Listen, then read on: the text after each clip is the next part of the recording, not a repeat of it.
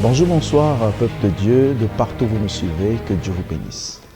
L'Église Le Conseil Céleste Mission Notre Menorah Talangaï organise un grand programme spécial dénommé La Guerre des Étoiles.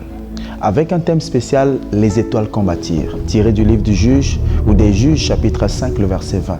Bien-aimé dans le Seigneur, toi qui as toujours vu que ta vie a toujours été combattue, toi qui dans tes affaires, tu sens qu'il y a la pression, toi qui avais un enfant qui était intelligent, tu sens que de plus en plus ton enfant est en train de perdre au niveau de l'école, tu sens qu'au niveau des affaires, dans le foyer et partout où tu vas, c'est comme s'il y a des pressions. Pourquoi ?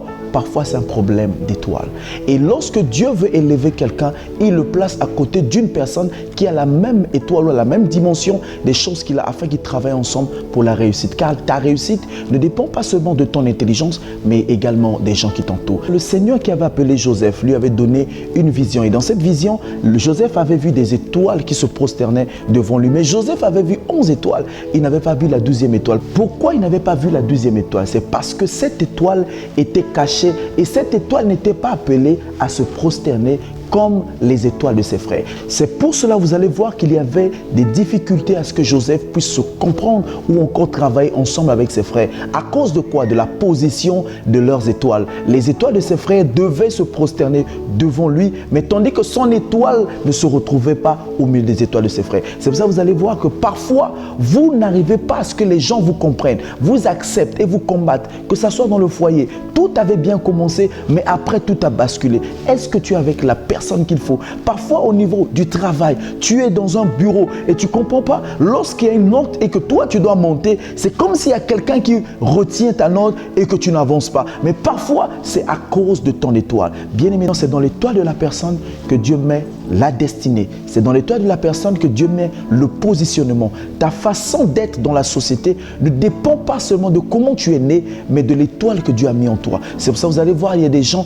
ils ont grandi dans la pauvreté, ils ont grandi dans la souffrance, mais ils ont fini par devenir des géants et des renommés dans ce monde. C'est à cause de quoi? Du fait que leurs étoiles n'étaient pas au bon endroit. Il fallait qu'ils se retrouvent au bon endroit. Alors bien aimé, ce programme, c'est que Dieu puisse te récupérer de là où tu avais été bloqué, que ce soit dans la famille, que ce soit au niveau du travail, que ce soit dans la santé, peu importe le domaine, Dieu est capable, car Jésus-Christ est le même hier, aujourd'hui et éternellement.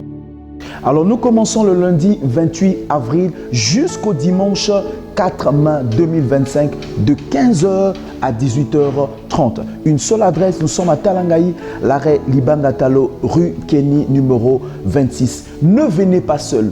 Toi qui es malade, toi qui as un enfant, toi qui as ton mari, toi qui bien aimé à un entourage où tu vois que leur épanouissement te fait réellement un poids et une charge parce que tu es un leader, viens avec eux, viens avec les gens. Jésus-Christ est Seigneur. Et je vous le dis, de même que les gens ont témoigné le Seigneur et les gens continuent de témoigner Dieu, vous êtes le prochain sur la liste.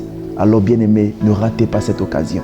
Il y a des choses qu'on peut récupérer, mais il y a des occasions qu'on ne récupère jamais. Alors une fois, le Seigneur vous donne l'opportunité de récupérer votre destinée. Ne manquez pas à ce programme et ne manquez pas à ce rendez-vous. Je vous dis, on se retrouve lundi. Et je vous conjure, vous ne serez pas déçus. Jésus ne déçoit jamais. Shalom.